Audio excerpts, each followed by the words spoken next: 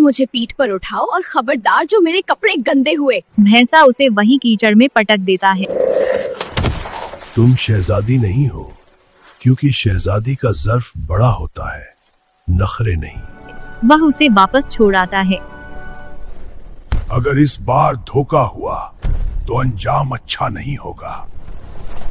यह सुनकर बादशाह और शहजादियां डर गए। सबसे पहले शहजादी कुलसुम ने जाने का फैसला किया। वह अपनी बहनों के गले मिली और बादशाह को हौसला दिया। बाबा, मैं वापस आने का कोई ना कोई रास्ता जरूर ढूंढ लूंगी।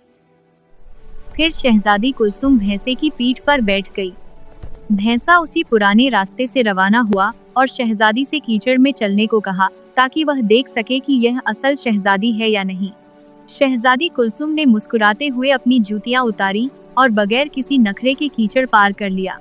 यह देखकर भैंसा को यकीन हो गया कि यह असल शहजादी है।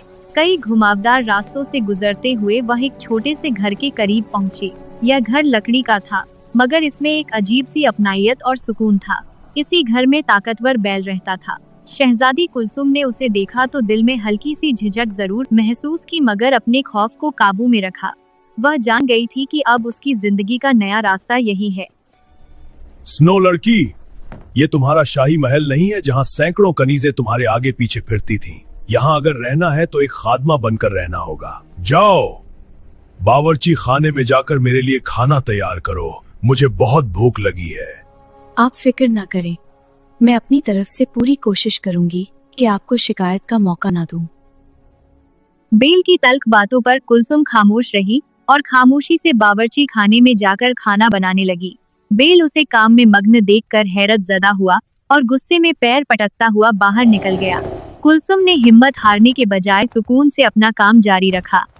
अगली सुबह महल के बाहर एक चमकदार चांदी जैसी लोमड़ी आई। उसने ऐलान किया, आज दूसरी शहजादी के जाने की बारी है।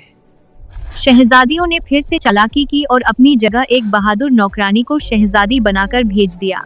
लोमड़ी उस लड़की को जंगल में एक ऐसी जगह ले गई जहां से दो रास्ते निकलते थे। एक रास्ता फूलों वाला था जो लंबा था, और दूसरा कांटों वाला जो छोटा था। तुम किस रास्ते से जाओगी? नकली शहजादी ने आराम पसंदी दिखाई और कहा, मैं शहजादी हूँ, मैं कांटों पर नहीं चल सकती, मैं फूलों वाले रास्ते से जाऊंगी। तुम शहजादी नहीं हो, क्योंकि एक सच्ची शहजादी अपने फर्ज के लिए